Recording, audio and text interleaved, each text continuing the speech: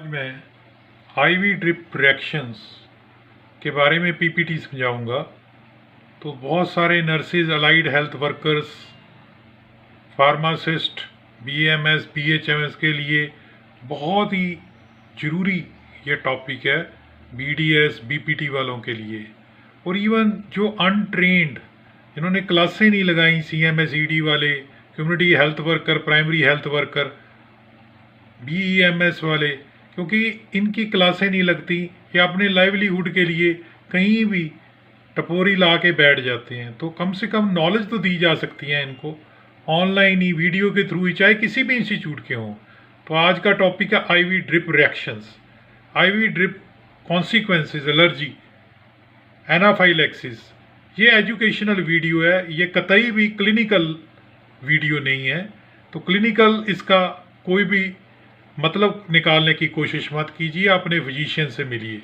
ये educational video है, ताकि फार्माकोलॉजी की वीडियो है, आपके अवेयरनेस के लिए। मैं स्लाइड्स वाइज दिखाऊंगा चीज़ें, जो आपको फोटोज़ भी दिखाऊंगा, ताकि आपको, क्योंकि पिक्टोरियल पिक्चर दिमाग में बैठ जाती है। जब पिक्चर हो, ब्लैक एंड बोर्ड का जुर्माना गया।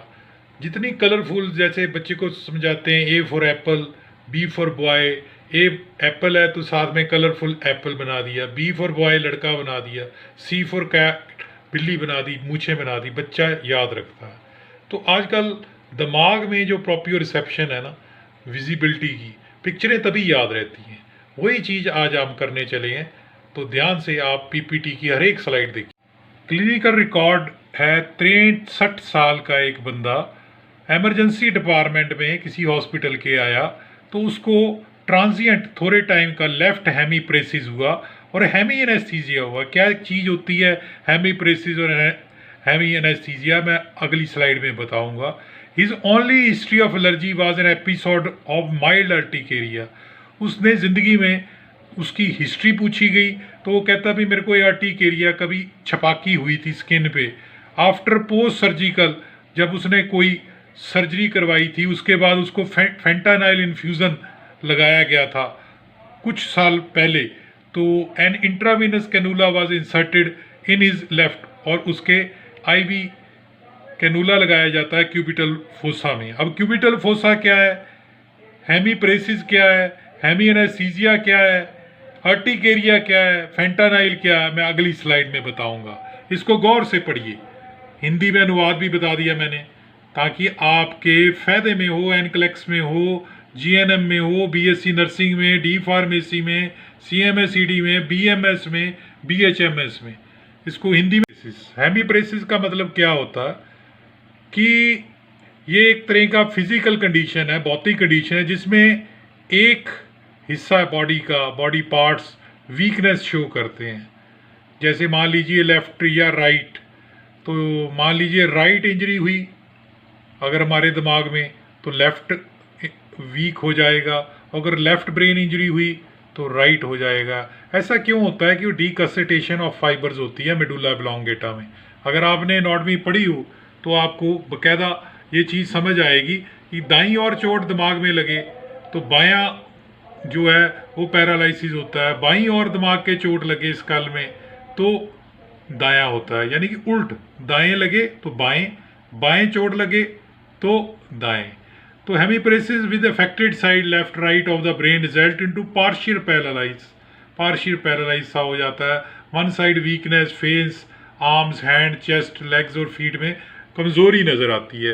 वो बंदा आया तो हेमीप्रेसिस थोड़े चिर के लिए ट्रांजिट उसको महसूस हुआ।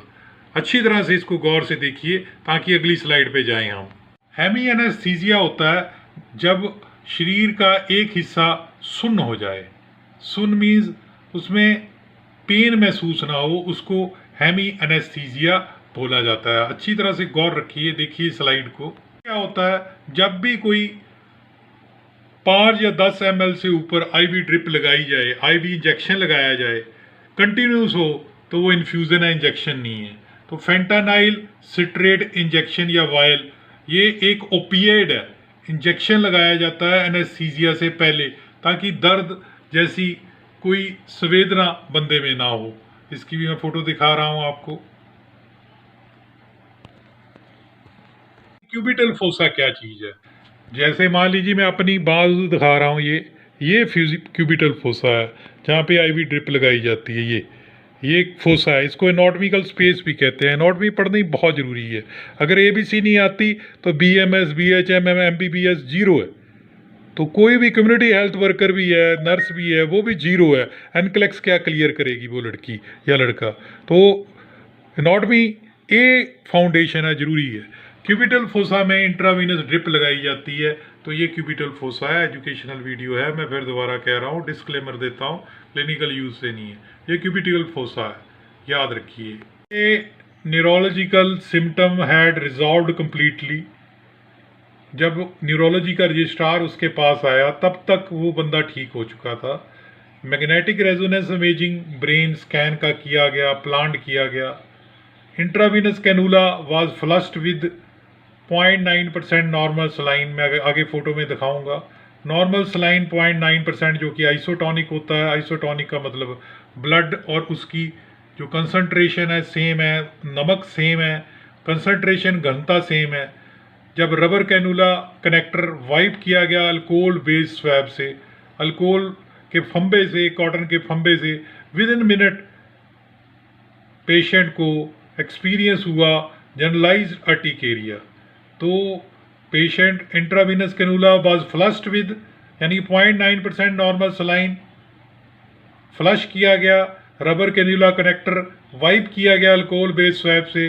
कुछ ही मिनटों में मरीज को एक्सपीरियंस हुआ रैपिड डेवलपमेंट हुई जनरलाइज। शरीर पे फुंसी हो गई और आंखों के नीचे सूजन आ गई। मैं आगे पिक्चर दिखाता हूँ। सून उसको ट्रीट किया गया। 25 mg प्रोमेथाजिन दी गई और 100 mg इंट्रावीनस हाइड्रोकोर्टिसोन दिया गया। एक एंटी एलर्जिक है, एंटी हिस्टामिनिक है, हिस्टामिन को रोकती है। दूसरा स्टीरॉयड है, सोलुबल स्टीरॉयड है, वाटर सोलुबल है। With a good response, immediately वो बंदा ठीक हो गया। He had been fasting for 4 hour before and was given no other medication. क्योंकि वो भूखा था 4 घंटे से, तो उसको और कोई मेडिकेशन नहीं दी गई। नेक्स्ट स्लाइड दिखाता हूँ मैं आपको। एडीमा क्या होता है मैं आपको दिखा रहा हूँ। पेरी का मतलब है सराउंडिंग, चारों ओर। जैसे पैरामेडिकल, तो मेडिकल एमबीबीएस के चारों तरफ। पेरी का मतलब चारों ओर। ऑर्बिटल का मतलब ऑर्बिट, जहाँ आँखें होती हैं, उसके चारों ओर अडीमा हो जाए, अकोमुलेशन ऑफ फ्लूइड हो जाए, तो उसको पेरी ऑर्बिटल अडीमा कहते हैं। ध्यान से देखिए। नेक्स्ट स्लाइड दिखा रहा हूँ। इंट्रावीनस कैनुला की फ्लशिंग हो रही है, आप चेक कीजिए ताकि आपके दिमाग में हर चीज़ बैठे, याद रहे। एजुकेशन का क्या पर्पस है। नॉर्मल सलाइन दिखा रहा हूँ ताकि आपको समझ आए। बॉटल दिखा दी, आपके दिमाग में इम्प्रेगनेट हो जाए। प्रोमेथाजिन जो जिसका जिक्र किया एंटाहिस्टामिनिक है, इसको वॉमिटिंग के लिए भी यूज़ किया जाता है। हाइड्रोकॉर्टिसोन जो एक स्टीरॉयड है, स्वीट पॉइजन होता है मगर नेचुरली लाइफ सेविंग भी है। मिसयूज़ नहीं करना, एजुकेशन को कभी मिसयूज़ नहीं करना। 3 days later patient was challenged with same brand.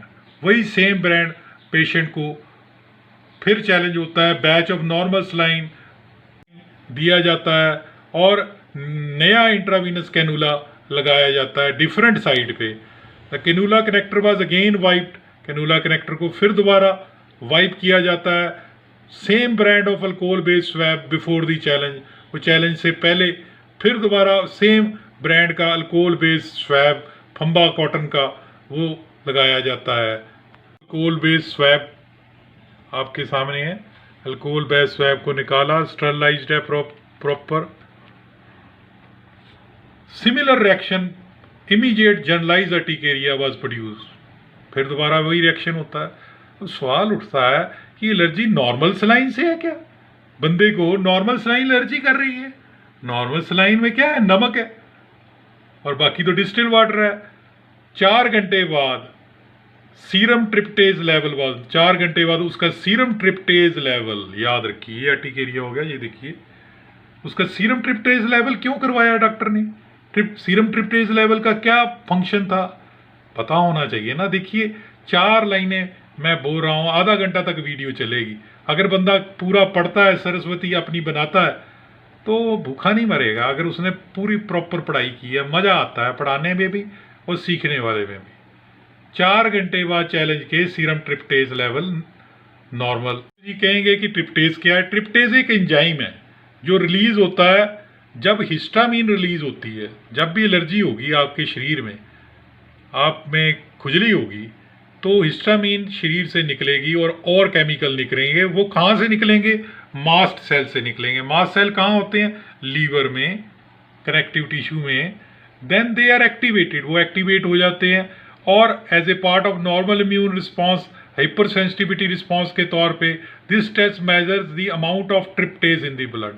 ये ट्रिप्टेज हमारे शरीर में कितना है ये बताता है। जितना ज़्यादा ट्रिप्टेज होगा उतना ज़्यादा मतलब एक एलर्जी का उछाल आएगा। न्यूरोलॉजी का था, पेशेंट को एलर्जी टेस्टिंग के लिए कहा गया, रेफर किया गया। Latex allergy was ruled out, latex allergy को रूल आउट किया गया through negative skin prick testing. तो उसकी स्किन प्रिकिंग टेस्ट नेगेटिव आया। सीरम स्पेसिफिक IgE की गई। He is also tested negative on skin prick, उसके स्किन प्रिक किया गया, टेस्ट लिया गया एलर्जी का। एंड इंट्राडर्मल टेस्ट हुए उसके specific brand of normal saline के स्पेसिफिक ब्रांड से उसके टेस्ट हुए जो यूज़ किया जाता था। And there were no additive found, और ये देखा गया कि कोई नॉर्मल सलाइन में कोई एडिटिव तो नहीं है जिससे वो एलर्जी है, ऐसा कुछ भी नहीं पाया गया। Then challenge with normal saline given through the same brand of intravenous cannula, तो फिर नेगेटिव रिजल्ट आया। थस रूलिंग आउट की हाइपर सेंसिटिविटी उसको कैनुला की कोटिंग से या सैलाइन से नहीं है। Finally he underwent a skin prick test to chlorhexidine, तो उसको 0.1% क्लोरोहेक्सिडिन दी गई। आजकल सैनिटाइजर में भी है, कोविड का जुर्माना दिया है। एकदम पॉजिटिव रिएक्शन हुआ। 16 mm व्हील और 35 mm फ्लेयर हुई। अब व्हील और जब एलर्जी टेस्ट होती है तो एलर्जन भी पता होना चाहिए। 500 टाइप के एलर्जन है। अब डॉक्टर के हाथ में है, उसकी काबिलियत है कि वो एलर्जन को पहचाने किसके कंटेक्ट में आया और किससे हो रहा है। मान लो 10 चीज़ों से होता है तो इसका मतलब है कि एक चीज़ ही करेगी, 9 को रूल आउट करना पड़ेगा। अल्कोहल बेस्ड स्वैब देखा गया, वाइप किया गया कैनुला कनेक्टर पे, उसमें देखा गया क्या चीज़ है, उसमें तो अल्कोहल है 70% और 2% क्लोरोहेक्सिडिन है। अगर 0.1% प्रिक टेस्ट दिया गया स्किन में, उसमें आदमी व्हील एंड फ्लियर फेल शो कर रहा है, 16 mm व्हील और 35 mm फ्लेयर, जो मैं अगली स्लाइड में बताऊंगा। तो 2% से तो नेचुरली एलर्जी करेगा। अब देखा गया उसके IgE इम्यूनोग्लोबिन टेस्ट किए गए जो कि KU पर लीटर में होते हैं, तो वो भी बढ़े हुए पाए गए। एलर्जी टेस्टिंग ताकि आपको समझ आए। Total tryptase in serum greater than, अगर 11.5 Ng/ml ज़्यादा है तो ये शो करता है, अगर किसी में भी एलर्जी हो रही है तो मास्ट सेल एक्टिवेशन को ये शो करता है ये टेस्ट। उससे ये है कि एलर्जन चैलेंज हो रहा है। और इट इंडिकेट कि increase number of mast cell is seen in patient with mastocytosis. जिसके पीछे भी साइटोसिस हो उसका मतलब मास्ट सेल बढ़ गए हैं। तो मास्ट सेल बढ़ गए हैं तो इसका मतलब है एलर्जी का अंदेशा है। तो टोटल ट्रिप्टेज लेवल बढ़ गया 11.5 से, तो एनाफाइलेक्सिस का इंडिकेशन दे रहा है। प्री टेस्ट जब भी एनाफाइलेक्सिस का होता है उसका ग्राफ दिखा रहा हूँ मैं आपको कि उसमें बेसिकली क्या चीज़ देखी जाती है। प्लाज्मा हिस्टामीन देखी जाती है। एंटी हिस्टामिनिक क्या होती हैं? हिस्टामीन के विरोधी होती हैं। सीरम ट्रिप्टेज देखा जाता है और 24 आवर्स यूरिनरी हिस्टामिन मेटाबोलाइट देखा जाता है। अब आप उनके कलर के हिसाब से यहाँ नज़र नहीं आ रहा, प्लाज्मा हिस्टामीन का पीला कलर है, सीरम ट्रिप्टेज का हरा कलर है, और जो नीचे है फिरोजी कलर वो 24 वाला है। उस हिसाब से ही ग्राफ में कलर्स हैं। इन्फॉर्मेशन एनाफाइलेक्सिस का सीरम ट्रिप्टेज से होगा। अब सीवियरिटी कैसे पता लगेगी? 15 से 60 मिनट, अगर ये 15 से 60 मिनट रहे तो ग्रेड 1 और 2 है। 30 मिनट रहे, 30 मिनट से 2 घंटे तो ग्रेड 3 और 4 है। अगर main positive more than 6 hour in severe case, तो जो बहुत ज़्यादा सीवियर होता है तो 6 घंटे तक सीरम ट्रिप्टेज पॉजिटिव रहता है। तो लाइफ थ्रेटनिंग हो जाता है अगर ये 6 घंटे से इसका लेवल खून का बढ़ जाए। सीरम होता है ब्लड माइनस क्लॉट, और ट्रिप्टेस एज का मतलब है इंजाइम, मैं पहले ही बता चुका हूँ इसके बारे में। व्हील होता है अंदर वाला, ये प्रिक किया गया, टेस्ट किया गया, जैसे मॉन्टेक्स टेस्ट होता है। फ्लेयर होता है बारला, फ्लेयर का मतलब है रिदमा, लाली, लाली जो आती है वो कितने mm की है, स्केल से नापते हैं। और व्हील का मतलब होता है जो बीच वाला चक्कर है वो कितने mm का, वो नापा जाता है। अब ये दिखा रहे हैं 70% आइसोप्रोपाइलकोल और 2% क्लोरहेक्सिडिन की बोतल। सैनिटाइज़र में भी ऑलमोस्ट यही है, इसका मतलब सैनिटाइज़र भी रिएक्शन कर सकता है, याद रखिए। की एलर्जी साबित हुई। अब इसको एंटीसेप्टिक सोल्यूशन के रूप में हेल्थ केयर सेटिंग में, सैनिटाइज़र में, प्रोडक्ट्स में, माउथ वॉश के रूप में, डिसइंफेक्टेंट्स के, टूथपेस्ट में यूज़ किया जाता है। Increase in the use in health care setting in recent year led to increasing report. तो बहुत जैसे ज़्यादा यूज़ करेंगे क्लोरोहेक्सिडिन या हाइपर सेंसिटिव रिएक्शन शो होगी। सच रिएक्शन में भी इमीडिएट हो सकता है, इमीडिएट रिएक्शन हो या डिलेड हो या थोड़े काल का एक्यूट रिएक्शन हो। Type 1 hyper sensitivity mediated by chlorhexidine कहा जाता है, और इसमें एंटीबॉडी शरीर में बढ़ जाती हैं। एंटीबॉडी कौन सी? Immunoglobulins, IgE। Incident of immediate hypersensitivity to chlorhexidine still unknown. इसका कारण नहीं पता, but it has been increasingly reported in relation to exposures, mouth wash, anaesthetic, lubricants, chlorhexidine, sanitisers. तो ये पाया जा रहा है। और कई इंट्रावीनस कैथेटर्स में क्लोरहेक्सिडिन पहले लगी होती है कोटिंग, उससे हो सकता है। Reaction can include dermatitis, contact dermatitis, urticaria, life threatening anaphylaxis तक हो सकती है। इट इज़ पैरामा ज़्यादातर IV रूट से होती है। IV रूट से इसमें लरिंजियल एडीमा हो जाएगा, गले में एडीमा हो जाएगा जहाँ से आवाज़ आती है, ठीक है जी। इचिंग होगी, बॉडी पे खुजली होगी, सांस लेने में प्रॉब्लम होगी, ब्लड प्रेशर लो हो जाएगा। एनाफाइलेक्सिस के ये 3 सिम्टम हैं। Chlorhexidine allergy should be considered in patient home experience an allergy reaction to intravenous injection. तो जब भी इंट्रावीनस इंजेक्शन में एलर्जी होती है तो पहले ये ना सोचिए कि ड्रग की वजह से हुई है, तो सोचिए कैनुला में लगे हुए कोटिंग से या जो स्वैब लगाया उससे भी हो सकती है। जो खुद ही एंटीसेप्टिक है उससे भी एलर्जी हो सकती है, याद रखिए। कई बार हम ओवरसाइट कर जाते हैं। ये इम्यूनोग्लोबुलिन्स एंटीबॉडीज होती हैं। एंटीबॉडी कोई भी प्रोडक्ट है जो हमारे शरीर में एंटीजन एलर्जन जाएगा तो उसके रिस्पॉन्स में बनती है। एंटीबॉडी हमारे इम्यून सिस्टम ही बनाता है। If you have allergy, your immune system over react, allergen से ओवर रिएक्ट करेगा और एंटीबॉडी बना देगा, इम्यूनोग्लोबुलिन E, IgE बनाएगा। These antibody travel to cells, ये सेल में जाएंगे, केमिकल रिलीज करेंगे और एलर्जिक रिएक्शन कर देंगे। हमारी बॉडी रिएक्ट करती है, यानी कि हम एलोपैथी से, एवल से, सिट्रीजीन से, ये एंटी हिस्टामिनिक उसको दबा देते हैं जो बॉडी का रिएक्शन आया है, एलर्जिक रिएक्शन। होम्योपैथी वाले ऐसे नहीं करते।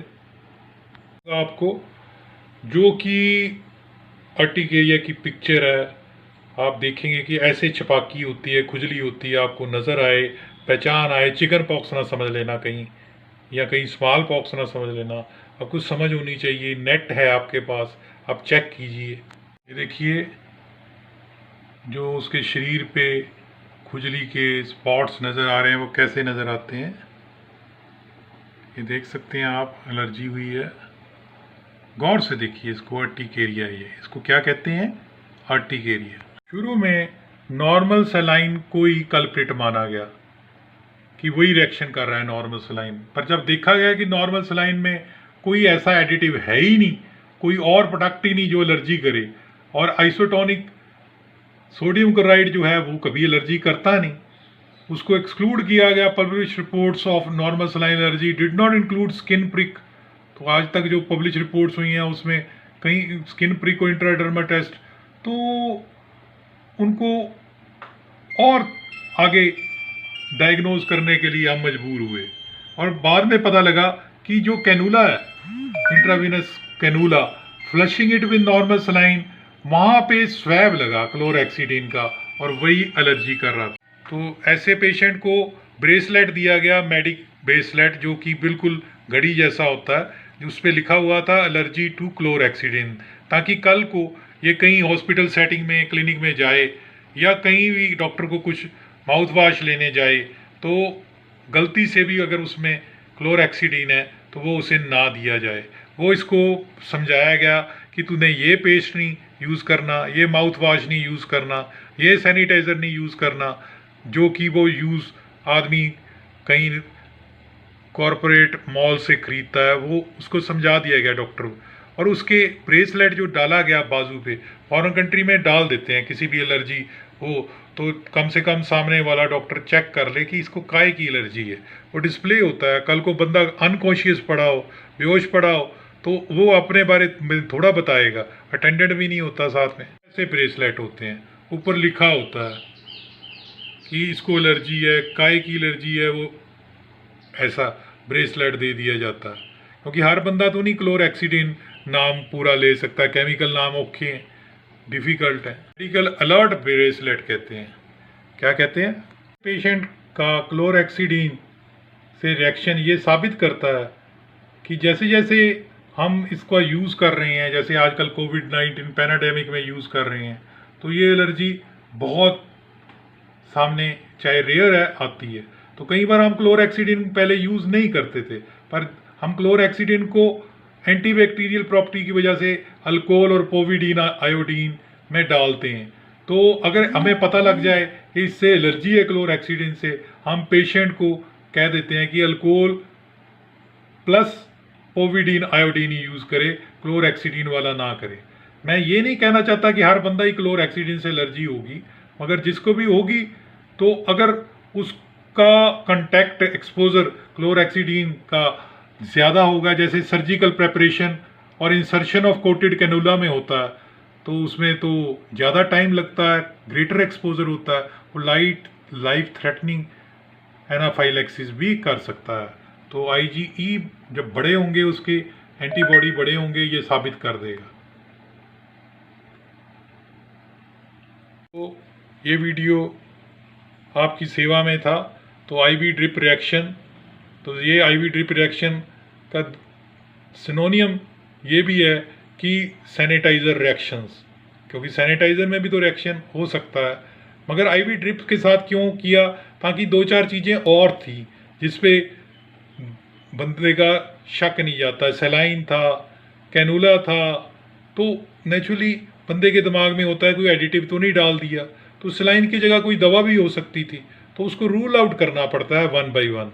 मान लीजिए किसी के घर में शक है कि 4 चोर आए, तो नेचुरली पहले को रूल आउट करेंगे, तो इसका मतलब चोरी दूसरे, तीसरे, चौथे ने की, दूसरे को रूल आउट किया, वो भी नहीं निकला, तीसरे को रूल आउट किया, तो फिर चौथा ही है।